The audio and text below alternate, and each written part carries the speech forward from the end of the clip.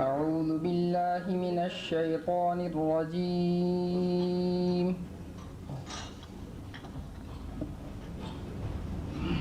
بسم الله الرحمن الرحيم.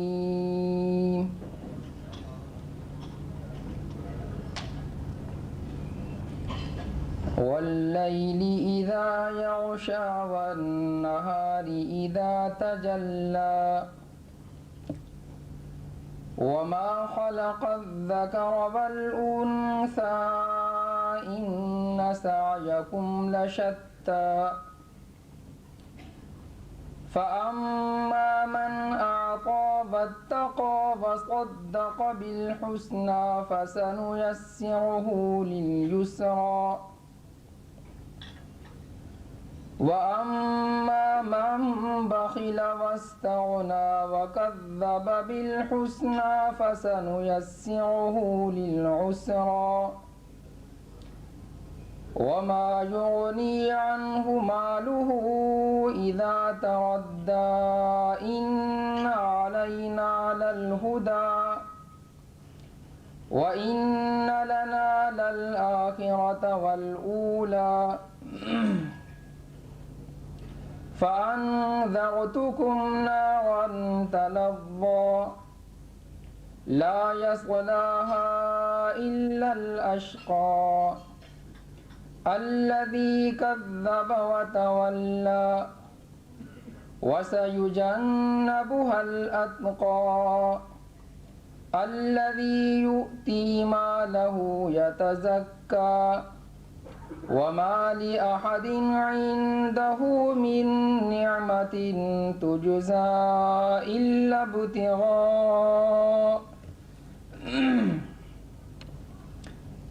ابتغاء وجه ربه الأعلى ولسوف يرضى صدق الله العظيم.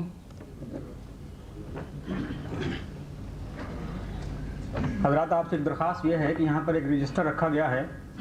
ان تمام حضرات نے جنہوں نے اس پروگرام میں شرکت کی ہے ان سے درخواست ہے کہ وہ اپنا نام اور دستخط اس رجسٹر میں ضرور لکھ لیں. اب میں انجمن کے صدر مؤسس جناب ڈاکٹر اسرار احمد صاحب سے درخواست کرتا ہوں کہ وہ خطاب فرمائیں.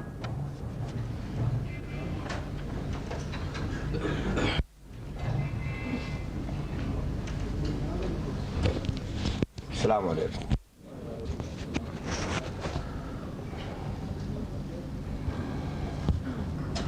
یہ آگے کی کچھ سیٹیں خالی ہیں، اگر آپ پیچھے سے آ کے انہیں پر کریں تو بہتر ہوگا.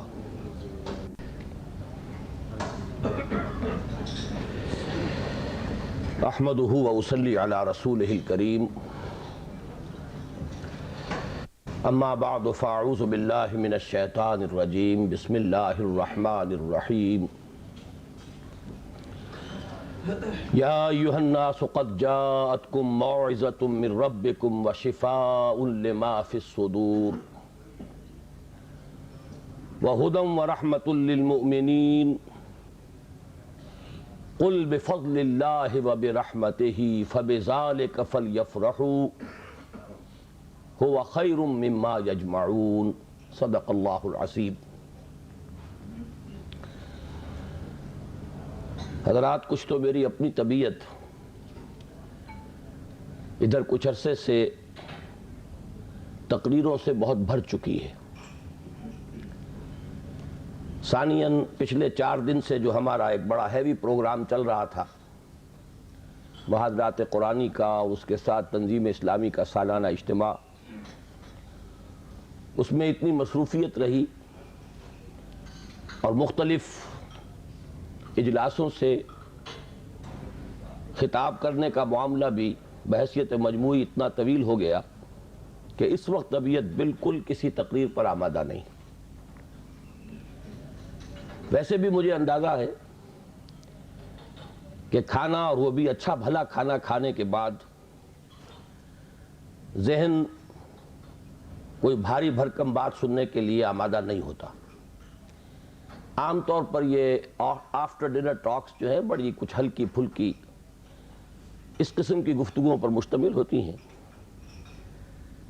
ہمارے دوست اور ساتھی زین العابدین صاحب، میں نوٹ کر رہا تھا، کئی جگہ ایک لطیفہ سنا چکے ہیں ابھی اسی محفل میں کہ یہ آفٹر ڈنر سپیچز جو ہیں وہ کس نوعیت کی ہوتی ہیں۔ جہاں تک انجمن خدام القرآن اور اس کا کام، اس کا منصوبہ، اس کا صغرا کبرا، اس کے دلائل، ان امور کا تعلق ہے، میں سمجھتا ہوں کہ مجھے قطعاً ضرورت نہیں ہے کہ میں اس وقت ان کا اعادہ کروں۔ یہاں وہی حضرات جمع ہیں جن کو اس کام سے دلچسپی ہے، جو اس کے ساتھ ایک ذہنی رابطہ رکھتے ہیں، اس کے ساتھ عملی تعاون کا ایک رشتہ ان کا قائم ہے، وہ ان تمام چیزوں سے بخوبی آگاہ ہے۔ چونکہ طے تھا کہ کچھ عرض کرنا ہے تو میں نے یہ طے کیا کہ ہدیتاً قرآن حکیم کی 2 آیات آپ کی خدمت میں پیش کروں۔ عظمت قرآن ان آیات کا موضوع ہے۔ قرآن اللہ کا کلام ہے، اور اپنے ہی کلام میں اللہ نے خود اپنے کلام کی مدح مختلف انداز سے کی۔ بہت سی باتیں ایسی ہیں کہ جو ہم مخلوق کے لیے، انسانوں کے لیے وہ مناسب نہیں ہوتی، اللہ کے شایان شان ہیں۔ تکبر ہمارے اعتبار سے بہت بڑی برائی ہے، اور اللہ کا نام ہے المتکبر، اس لیے کہ یہ جامہ اس پر راست آتا ہے، اسے زیب دیتا ہے۔ اسی طرح در مدح خود می گویم، کوئی شخص اپنی تقریر کی خود تعریف کرے، اپنے کلام کی خود مدح کرے، تو ہمارے اعتبار سے تو کوئی اچھی بات نہیں۔ قرآن حکیم میں اللہ تعالیٰ نے اپنے کلام کی مدح خود فرمائی، اور مختلف انداز ہیں اس کے۔ کہیں تو کلام خود اپنی جگہ پر ایز سچ کتنی عظمت کا حامل ہے۔ یہ مضمون تو ایسا ہے کہ جو ہمارے ذہن اور تصور اور تخیل کی دسترس سے باہر ہے، لہذا اس کے لیے تو صرف ایک تمثیل اختیار کی گئی۔ لو انزلنا هذا القرآن على جبل لرأيته خاشعا متصدعا من خشية الله وتلك الامثال نضربها للناس لعلهم يتفكرون۔ تم اس قرآن کی عظمت کا اندازہ کر ہی نہیں سکتے، تھوڑا سا تصور قائم کر لو اس تمثیل کے ذریعے سے کہ اگر ہم نے اس قرآن کو پہاڑ پر اتار دیا ہوتا تو تم دیکھتے کہ وہ دب جاتا اور پھٹ جاتا خشیت سے اور خوف سے۔ اور یہ مثالیں ہیں جو ہم لوگوں کے لیے بیان کرتے ہیں تاکہ ان کے فکر کو مہمیز ہو، لعلہم یتفکرون، وہ غور کریں۔ کہیں جو منبع کلام ہے ذات باری تعالی، یہ کلام اس سے صادر ہوا ہے۔ ایک حدیث میں تو آیا ہے خرج من ایل، یہ ایل کا لفظ جو ہے عبرانی میں اللہ کے لیے ہے۔ اسرائیل، اسرائیل کے معنی جو ہے اصل حقیقت میں وہ ہے عبداللہ، اللہ کا بندہ۔ اسر اور اسر جو ہے یہ ہے اسیری کے لیے، جو ہمارے ہاں بھی عربی کا یہ لفظ مستعمل ہے، اور ایل اللہ کا غلام، اللہ کا بندہ۔ تو خرج من ایل، حدیث میں آیا ہے کہ ایک انسان اللہ کے ہاں جب پیش ہوگا تو جو تحفہ یا ہدیہ وہ خدا کی خدمت میں پیش کر سکے گا، وہ کوئی بھی ہدیہ اس شے سے بڑھ کر نہیں ہو سکتا کہ جو خود اسی کی ذات سے صادر ہوا ہے۔ اسی کو کلام کی اس کی خدمت میں پیش کریں تو یہی اس کے لیے سب سے بڑا تحفہ ہے۔ اس لیے یہ آتا بھی ہے کہ اللہ تعالیٰ میدان حشر میں فرمائے گا جو قرآن مجید کے پڑھنے والے، حقیقی معنی میں پڑھنے والے، ان سے کہا جائے گا کہ تم پڑھتے چلے جاؤ اور تمہارا آخری مقام، تمہارے درجات بلند ہوتے چلے جائیں گے، آخری آیت جو تم پڑھو گے اسی کے مطابق تمہارا درجہ بلند ہوگا۔ اس اعتبار سے سورہ رحمان میں ہے الرحمن علم القرآن، رحمان کی رحمانیت کا مظہر اتم قرآن ہے، اس کی رحمت کا سب سے بڑا مظہر قرآن ہے۔ لیکن ایک عظمت ہے افادیت کے اعتبار سے، انسانوں کے لیے یہ کس کس پہلو سے مفید ہے، اس کے اعتبار سے میں سمجھتا ہوں کہ جامع ترین مقام سورہ یونس کی یہ 2 آیات ہیں جو میں نے تلاوت کی۔ یا ایھا الناس، اے لوگو، قد جاءتکم موعظۃ من ربکم وشفاء لما فی الصدور وہدی ورحمۃ للمؤمنین۔ پہلی آیت میں 4 الفاظ جمع کیے گئے قرآن کے لیے۔ اے لوگو، تمہارے پاس آ گئی ہے وہ شے جو موعظہ بھی ہے، نصیحت، واعظ سے بنا ہے لفظ، موعظۃ وشفاء لما فی الصدور، اور جو کچھ سینوں میں روگ ہیں ان کا مداوع، ان کی شفا، ان کا معالجہ، وہدی، اور ہدایت، رہنمائی، ورحمۃ للمؤمنین، اور رحمت اہل ایمان کے حق میں۔ اس کے بعد فرمایا، میں ان 4 الفاظ کی شرح بعد میں کروں گا، لیکن دوسری آیت کا مفہوم بھی سامنے آ جائے تو اس پہلی آیت کی عظمت جو ہے وہ نکھر کر سامنے آئے گی۔ قل بفضل اللہ وبرحمتہ، اے نبی ان سے کہہ دیجئے یہ اللہ تعالیٰ کے فضل اور اس کی رحمت کا مظہر ہے کہ اس نے یہ کلام نازل فرمایا۔ فَبِذَلِكَ فَلْيَفْرَحُوا، تو چاہیے کہ اس پر خوشیاں منائیں، جشن منائیں کہ اللہ کا یہ فضل اور اللہ کی یہ رحمت ہمارے شامل حال ہوئی، ہمیں عطا ہوئی۔ هُوَ خَيْرٌ مِّمَّا يَجْمَعُونَ، یہ ان تمام چیزوں سے زیادہ قیمتی اور بہتر ہے جو یہ جمع کرتے ہیں، دولت، مال و اسباب، آسائشوں کا ساز و سامان، راحت کی مختلف چیزیں جو ابھی انسان جمع کرتا ہے۔ هُوَ خَيْرٌ مِّمَّا يَجْمَعُونَ، ان تمام چیزوں سے جنہیں یہ جمع کرتے ہیں، جن کی قدر و قیمت کا ان کے قلب پر کوئی نقش ہے، ان سب سے کہیں بہتر، کہیں قیمتی، کہیں وقی، کہیں زیادہ قابل قدر شے یہ۔ خوشی منانی ہو تو اس پر مناؤ، جشن منانا ہو تو اس کا مناؤ۔ اب آئیے پلٹ کر ان 4 الفاظ کے اندر ایک بڑا گہرا معنوی ربط ہے۔ عام طور پر آپ دیکھتے ہیں قرآن مجید اپنے لیے ایک ہی لفظ استعمال کرتا ہے، ہدن، الف لام میم ذالک الکتاب لا ریب فیہ ہدی للمتقین۔ اصل شے ہدایت ہے، رہنمائی۔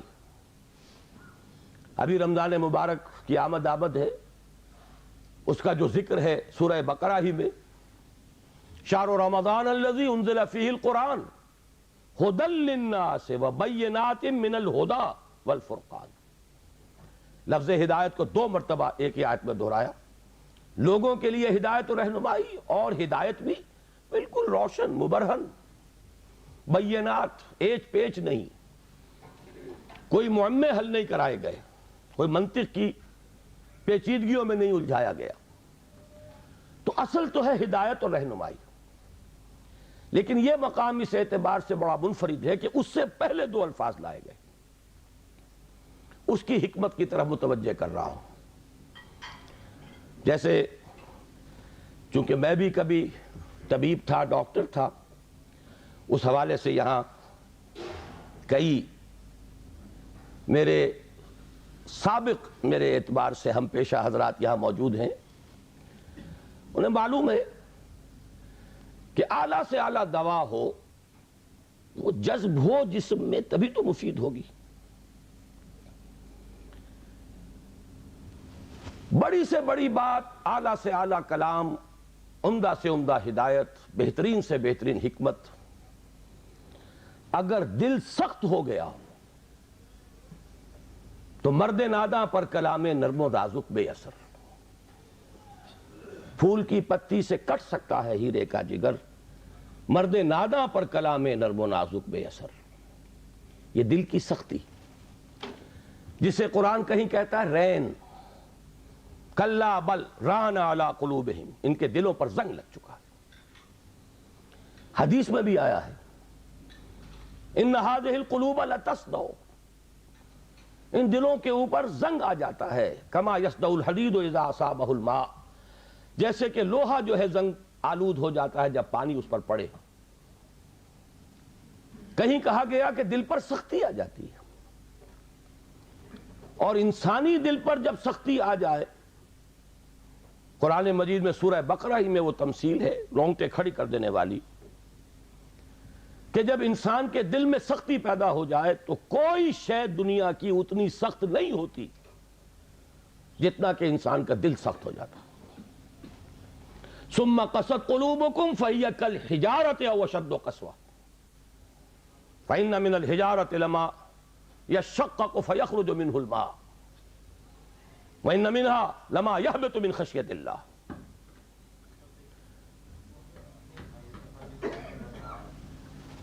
مجھے صحیح الفاظ اس وقت یاد نہیں ہے، لیکن یہ کہ تمثیل یہ ہے، بنی اسرائیل سے خطاب کر کے کہا جا رہا ہے، مذہبی لوگ، کہ تمہارے دل اس کے بعد سخت ہو گئے، اور ایسے سخت کہ پتھروں سے بھی زیادہ سخت۔ پتھروں میں تو وہ بھی ہے جو شق ہو جاتے ہیں، پانی نکل آتا ہے، چشمہ پھوٹ بہتا ہے، ان میں وہ بھی ہیں جو اللہ کی خشیت سے گر پڑتے ہیں، لیکن انسان کے دل پر اگر یہ سختی آ جائے تو اب پہلی ضرورت ہے دل کو نرم کرنے کی، اور اس دل کو نرم کرنے کے لیے ضرورت ہے وعظ کی۔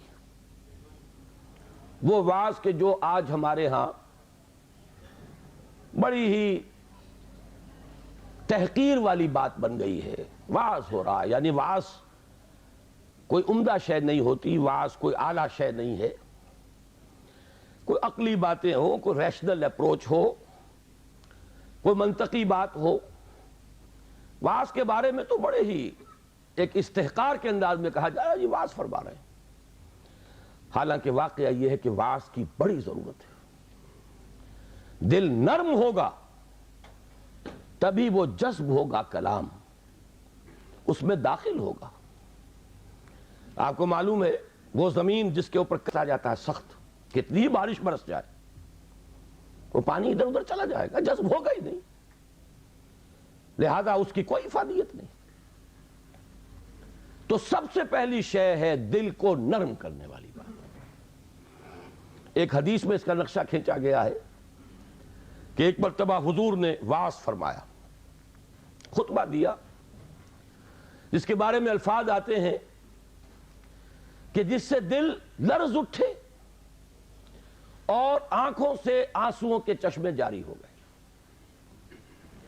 صحابہ نے عرض کیا کہ حضور معلوم ہوتا ہے کہ یہ تو کوئی آپ جیسے کہ یہ کلام آپ کا جیسے کسی کو وداع کیا جا رہا ہو، رخصت کیا جا رہا ہو، کوئی ایسی بات ہے تو مزید وصیت فرمائیے، مزید نصیحت فرمائیے۔ تو وعظ کی اپنی جگہ بڑی اہمیت ہے، وعظ قابل حقارت شے نہیں ہے، انسان میں عقل ہی نہیں ہے، جذبات بھی ہیں، جذبات کو خود ایک غذا کی ضرورت ہے، بلکہ انسانوں کی عظیم اکثریت جذبات ہی کی راہ سے اپروچ کی جا سکتی ہے۔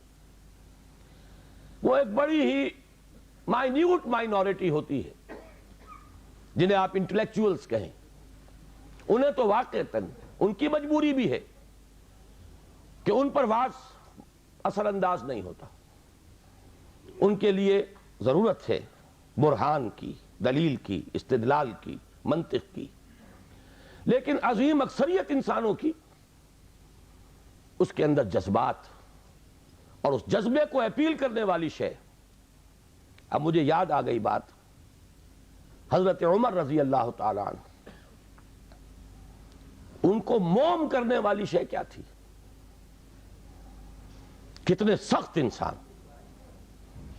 آخری فیصلہ یہ ہے کہ دیکھا جائے گا جو کچھ ہو رہا ہے، یہ دارالندوہ میں بیٹھے ہوئے لوگ طے نہیں کر پائیں گے، یہ سوچتے ہی رہ جائیں گے، اور محمد کا جادو چلتا جا رہا ہے۔ یہ در حقیقت چونکہ ایک ٹرائبل معاشرہ تھا، اس کا بیک گراؤنڈ سمجھ لیجئے، چونکہ حضور صلی اللہ علیہ وسلم کا ساتھ دے رہے تھے آپ کے چچا ابو طالب، and he was the head of the clan. Tribe تو تھا قریش، یہ قبیلہ تھا، اس میں کلینز تھے، جیسے وٹوؤں میں مانے کے، لالے کے، شامت کے. اب یہ چھوٹے چھوٹے گھرانے تقسیم ہوتے چلے جاتے ہیں، اور ہر اس خاندان کا ایک سربراہ ہے. اگر اس کے کسی فرد کے خلاف اقدام کیا جائے تو پورے خاندان کو گویا کہ چیلنج کیا گیا. اور ابو طالب حضور کا ساتھ چھوڑنے کو تیار نہیں تھے. لہذا قریش کے راستے میں سب سے بڑی رکاوٹ یہ تھی کہ ہم اگر محمد کے خلاف صلی اللہ علیہ وسلم کو اقدام کریں تو ان فائٹنگ شروع ہو جائے گی قریش کی. اور اتنی عقل انہیں بھی تھی کہ a house divided amongst it self can not stand. پورے عرب میں جو ان کا مقام تھا، جو دبدبہ تھا، جو انہیں حیثیت حاصل تھی، اگر آپس میں لڑ پڑیں گے تو ختم ہو جائے گا. یہ چیز تھی جو مصلحت کے تحت روک رہی تھی قریش کو. حضور کے خلاف کوئی فیصلہ کن قدم وہ اٹھا نہیں پا رہے تھے. لیکن حضرت عمر نے فیصلہ کر لیا کہ کموٹ میں اب جو ہوگا دیکھا جائے گا، میں اب ایک دفعہ تو یہ جھگڑا چکا کے آؤں گا. تلوار لے کے نکلے. راستے میں ایک صاحب مل گئے کہ جو ایمان لا چکے تھے. انہوں نے تیور دیکھے. عمر بن الخطاب جس بات کا فیصلہ کر لے کر گزرنے والا، بڑی حکمت سے ڈائیورٹ کیا. کہاں چلے؟ کہ بس میں اب قصہ چکانے جا رہا ہوں، یہ روز کی کل جو ہے اب ختم ہونی چاہیے. انہوں نے جو تیور دیکھے، فرمایا کہ تمہاری تو اپنی بہن ایمان لے آئی، تمہارے بہنوں ایمان لے آئے. اب وہ جو جلال اور غضب، اس کا میں اور آپ اندازہ نہیں کر سکتے، جس کے ساتھ وہ گئے ہیں اپنی بہن کے گھر. اور جس طرح مارا پیٹا ہے بہنوئی کو بھی حضرت سعید ابن زید رضی اللہ تعالی عنہ اور فاطمہ بنت خطاب حضرت عمر کی ہمشیرہ. ایک جملہ نکلا ہے بہن کی زبان سے، لہو لہان ہو گئی ہے بہن اور بہنوئی بھی. عمر چاہے تم ہمیں ہلاک کر دو، لیکن اب اس دین کو ہم چھوڑنے والے نہیں. ایک جملہ ہے، موم کی طرح پگھل کر رہ گیا عمر. اس میں کوئی انٹلیکچوئل اپیل تو نہیں تھی، کوئی دلیل تو نہیں تھی، کوئی منطقی اپروچ نہیں تھی، کچھ بھی نہیں. تو معلوم ہوا کہ انسان کے اندر، عمر جیسے شخص کے اندر بھی جذبات ہیں.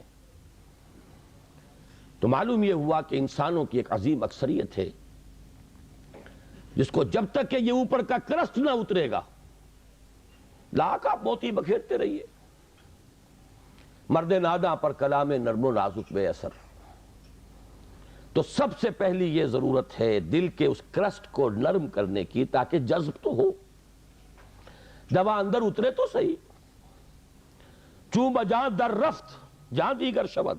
جب جان کے اندر اتر جائے گی یہ شے، تب تو انقلاب آ جائے گا، لیکن اترے تو صحیح. اس کے لیے اس کرسٹ کو توڑنا ضروری ہے. لہذا پہلی شان قرآن حکیم کی اس آیت میں آئی موعظۃ.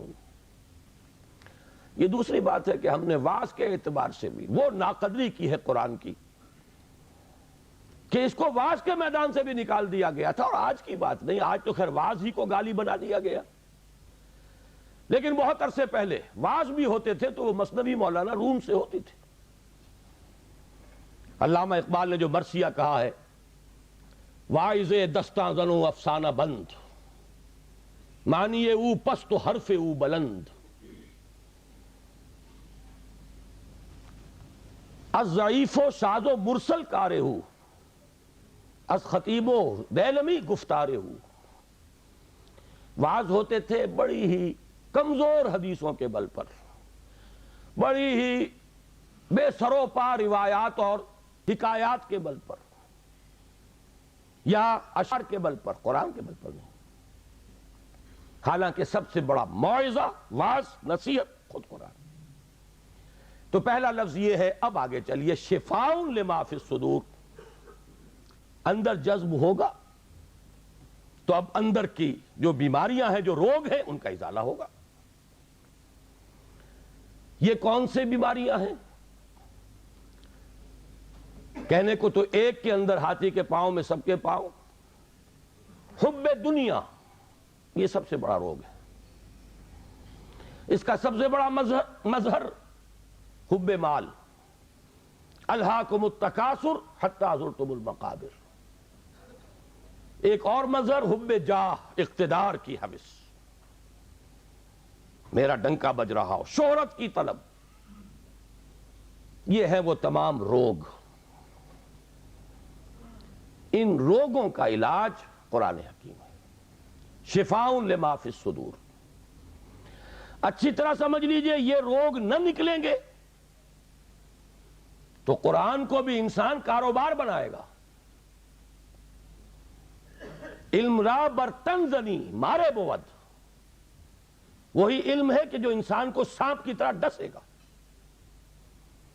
یارے بود نہیں ہوگا وہ جب تک کہ اندر سے یہ روگ نہ نکلے ہوئے ہوں. اس کو بھی حصول دولت کا ذریعہ بنائے گا، اس کو بھی شہرت کے حصول کا ذریعہ بنائے گا، اسے بھی اقتدار سچ نہیں قرب اقتدار کا ذریعہ بنائے گا. قریب تو پہنچے، بنا ہے شاہ کا مصاحب پھرے ہے اتراتا. کہیں تو موقع ملے. علم اور اعلیٰ ترین علم، فتویٰ فروشی بھی ہوگی، دین فروشی ہوگی، جب تک کہ یہ اندر کے روگ نہ نکلے.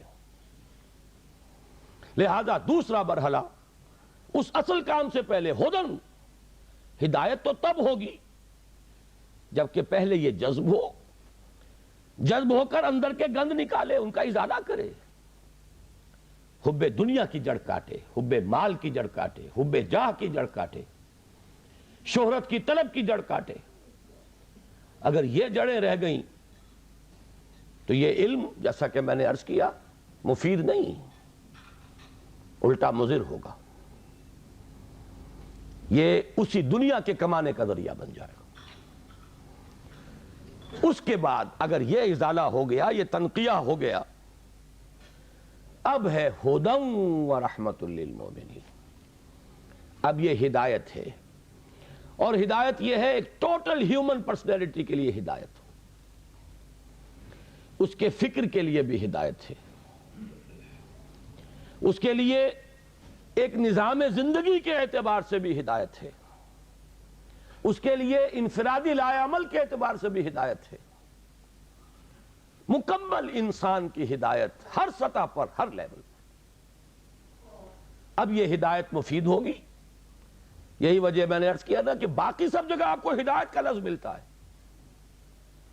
لیکن یہاں یا ایھا الناس قد جاءتکم موعظۃ من ربکم وشفاء لما فی الصدور وہدی ورحمۃ للمؤمنین. اب یہ ہدایت مفید ہوگی، اور یہ ہدایت اب رحمت کا ذریعہ بنے گی. دنیا میں ہدایت، آخرت میں رحمت. یہ چار الفاظ ہیں جو یہاں جمع کیے گئے، اور اس کے بعد فرمایا قل بفضل اللہ وبرحمتہ. اے نبی ان سے کہہ دیجئے یہ اللہ کے فضل، اس کے کرم، اس کی جود و سخا، اس کی رحمت، صرف رحمت نہیں، اس کی رحمانیت کا مظہر عتم ہے. فَبِذَالِكَ فَلْيَفْرَحُوا. فرح کا لفظ عام طور پر اچھے سینس میں نہیں آیا ہے. فرح ایسی کیفیت کو کہتے ہیں جب کہ انسان کسی شے پر خوشی سے پھولا نہ سما رہا ہو. یہ فے سے شروع ہونے والے اکثر الفاظ جو ہیں وہ پھٹنے اور پھاڑنے کے مفہوم میں آتے ہیں. فرق، فلق، یہ تمام الفاظ جو ہیں. فرح، آدمی خوشی سے پھٹا پڑ رہا ہے، جامے سے باہر ہو رہا ہے، پھولے نہیں سما رہا. اس لیے یہ اچھے سینس میں نہیں آتا. لیکن یہاں فرمایا اگر خوشیاں منانی ہی ہیں، اترانا ہی ہے، بنا ہے شاہ کا مصاحب پھرے ہے اتراتا. اترانا ہے تو اس پر اتراؤ، جشن منانا ہو تو اس کا مناؤ، خوشیاں منانی ہو تو اس پر مناؤ. قل بفضل اللہ وبرحمتہ فبذالک فلیفرحوا هو خیر مما یجمعون. ایک بات رہ گئی ہے بیچ میں، اشارہ کر دوں. میں نے جیسا کہ عرض کیا تھا موعظہ کے اعتبار سے بھی ہم نے قرآن کو، اب کیا کہوں لفظ تو بہت سخت آ رہا تھا لیکن قرآن مجید کے خیال سے رک گیا، کم سے کم یہ کہ متروک تو کر ہی دیا۔ اس سے آگے تزکیہ نفس، اس میں تو سرے سے اس کا کوئی دخل ہی نہیں۔ اس کے لیے تو کچھ اور اذکار ہوں گے، کچھ اور مراقبے ہوں گے، کچھ اور میڈیٹیشنز ہوں گی، کچھ اور ریاضتیں ہوں گی، کچھ اور تپسیائیں ہوں گی، کچھ اور آسن لیے جائیں گے ادھر سے ادھر سے، کہیں جوگیوں سے اور کہیں نو افلاطونی، نیو پلیٹونزم،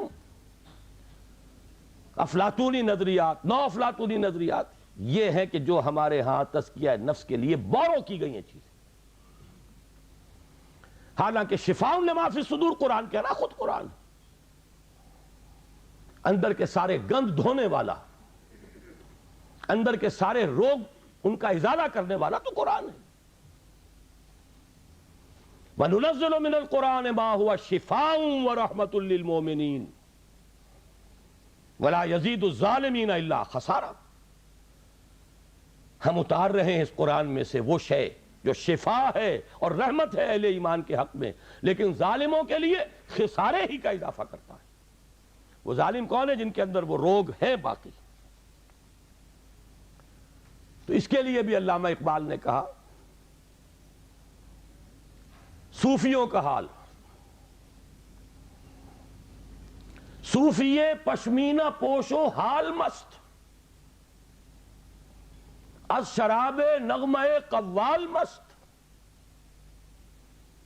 آتشت شیر عراقی در دلش، در نمی سعادت بقرآن محفلش۔ پشمینہ پوش بھی ہے، حال مست بھی ہے، قوال سے وجد آ رہا ہے، قوالی سے حال، از شراب نغمہ قوال مست، آتشت شیر عراقی در دلش۔ عراقی کا شعر ہو، حافظ کا شعر ہو، اندر آگ، حرارت محسوس ہوتی ہے۔ در نمی سعادت بقرآن محفلش، اس کی محفل میں قرآن بار نہیں پا سکتا، قرآن سے سروکار نہیں رہا۔ دونوں اعتبارات سے ہم نے قرآن کو ساقط کیا، خارج البلد کیا۔ اس سے زیادہ سخت لفظ زبان پہ لا نہیں سکتا۔ بہرحال یہ ایک ہدیہ تھا جو میں نے آج آپ کے لیے طے کیا کہ پیش کروں۔ اب اس کے حوالے سے آگے مولانا روم ہی کا ایک شعر عرض کر دوں کہ ای قدر گفتیم باقی فکر کن۔ ہر دفعہ وہ ساری کتھا جو ہے دہرانے کی ضرورت نہیں ہے، اتنا کچھ عرض کر دیا گیا، اب آگے غور کیجئے، سوچئے، فکر کن ہم کیا کر رہے ہیں، اس قرآن کا مقام ہم نے کیا سمجھا ہے، اس قرآن سے ہمارا تعلق کس نوعیت کا ہے۔ بآیاتش ترا کار جزئی نیست کہ از یاسین او آسا بمیری۔ اس قرآن کی آیات سے تمہارا یہی سروکار رہ گیا ہے کہ عالم نزا میں سورہ یاسین سنا دو، جان آسانی سے نکل جائے، مشکل جو ہے مرحلہ آسان ہو جائے۔ یہ صرف ایصال ثواب یا حصول ثواب کا ایک آلہ بن گیا۔ کیا کر رہے ہیں اس قرآن کے ساتھ، اس کی قدر و قیمت کا کیا اندازہ ہم نے کیا۔ بہرحال جو بھی ربع صدی لگائی ہے آپ کے شہر لاہور میں، سن 65 میں منتقل ہوا تھا، یہاں 90 آ گیا ہے، اب تو ربع صدی میں تو کوئی کمی نہیں رہی۔ اور پہلی جو 2 تقریریں کی تھی مسلمانوں پر قرآن مجید کے حقوق، کہ سوچو صدر ایوب کا دور تھا، وہ جشن منایا گیا تھا، 1400 سالہ جشن نزول قرآن، اور وہ بھی اصل میں ایک بڑی یوں سمجھیے کہ ہوشیاری کا کام تھا۔ بہت قسم کے جشن منتے تھے، جشن مہران، جشن فلاں، رقص و موسیقی. تو انہوں نے سوچا کہ مولویوں کو بھی رشوت کے طور پر ایک جشن دے دو، الاٹ کرو. 1400 سال ہو گئے، لہذا قرآن کو سونے کے تار سے لکھو. ایک تو یہ کام، اور دوسرے یہ کہ قرات کی محفل منعقد کرو. یہ جشن تھا. اس کے حوالے سے میں نے بات کی تھی کہ ہوش میں آؤ، قرآن اس لیے نازل نہیں ہوا. جب یہ موعظہ تھا، جب یہ شفاء لما فی الصدور تھا، جب یہ ھدی للناس تھا، جبکہ یہ موجب رحمت تھا، پورا قرآن بھی لوگوں کے پاس نہیں تھا. کہیں پرزوں پہ لکھی ہوئی صورتیں، کہیں اونٹ کے شانے کی ہڈی پر سکیپولا پر لکھی ہوئی کوئی صورت، شاذ کسی کو کاغذ دستیاب ہوتا تھا. کہیں مابین الدفتین تو قرآن تھا ہی نہیں. وہ تو حضرت ابوبکر نے کیا ہے، حضور کے زمانے میں تو نہیں تھا. سینوں میں جمع ہو گیا تھا. سونے کے تار سے کیا سوال، تانبے کے تار سے لکھا ہوا بھی نہیں تھا، کاغذ پر چھپا ہوا تھا ہی نہیں. لیکن قرآن تھا، سینوں میں تھا. بل هو آیات بینات فی صدور الذین اوتوا العلم، سینوں میں تھا. اس قرآن نے انقلاب برپا کیا. آج ہم 1,000 روپے کا نسخہ جو ہے خرید کر بچیوں کو جہیز میں دیتے ہیں، لیکن یہ کہ وہ قرآن حقیقت میں نہیں ہے. لا یبقى من الاسلام الا اسمہ ولا یبقى من القرآن الا رسمہ. رسم الخط ہے. تو دوڑ پیچھے کی طرف ہے گردش ایام تو، ضرورت ہے لوٹنے کی قرآن کی طرف. اس لوٹنے کے لیے اپنی جگہ پر خود بھی آدمی طے کرے جو کمی ہے. اگر قرآن مجید آپ نے ناظرہ بھی نہیں پڑھا ہے تو شرمائیے نہیں، اس کمی کی تلافی اب کیجئے. اور میں کہا کرتا ہوں کہ حضور کی بسم اللہ ہوئی تھی 40 برس کی عمر میں، جب قرآن کی پہلی آیت نازل ہوئی ہے اور حکم ہوا اقرا. آپ نے یہ کہا تھا ما انا بقاری، میں تو پڑھنے والا نہیں ہوں، پڑھا ہوا نہیں ہوں. 40 برس کی عمر تھی تب قرآن پڑھنا شروع کیا. It's never too late. قرآن پڑھیے، قرآن سمجھیے، قرآن پر عمل کیجئے.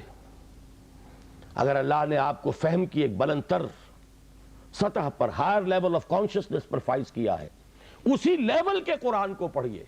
یہ ایک قرآن نہیں ہے، اس میں ہزاروں قرآن ہیں. ہر شعور کی سطح کا ایک قرآن اس میں علیحدہ موجود ہے، اور ہر دور کی علمی سطح پر، اس کے افق پر ایک خورشید تازہ کے مانند یہ قرآن طلوع ہوگا. لیکن ضرورت ہے اس میں لگنے کی، کھپنے کی، اس میں ڈوبنے کی، اس میں غوطہ زنی کی. قرآن میں ہو غوطہ زن اے مرد مسلمان. اس سے ذرا آگے بڑھیے. اللہ نے دولت دی ہے، لگائیے اس کام میں. اور اللہ نے اولاد دی ہے جو سب سے بڑا ایسٹ ہے انسان کا، جو اصل صدقہ جاریہ ہے. تو لگائیے اس کام میں. ابھی میرے ایک بڑے عزیز دوست، بڑی قدر ہے میری نگاہ میں ان کی، ایئر فورس میں بڑے اونچے مقام پر ہیں. وہ فرما رہے تھے کہ میں نے اپنے بعض عزیزوں سے یہ کہا کہ قرآن کالج میں بچوں کو داخل کرائیں، لیکن معلوم ہوا کہ آپ کے ہاں تو وہ اردو میڈیم ہے. اب اونچی سوسائٹی وہ تو اردو میڈیم میں اپنے بچے کو نہیں بھیجے گی. تو آپ کوشش کریں. میں نے کہا کہ ٹھیک ہے، سوچیں گے اس پر. بات سمجھ لیجئے کہ قرآن کالج آپ کے معاشرے کی ان ضرورتوں کو پورا کرنے کے لیے نہیں ہے. قرآن کالج ان دیوانوں کے لیے ہے جو طے کر لیں کہ ہمارا مطلوب و مقصود دنیا نہیں آخرت ہے.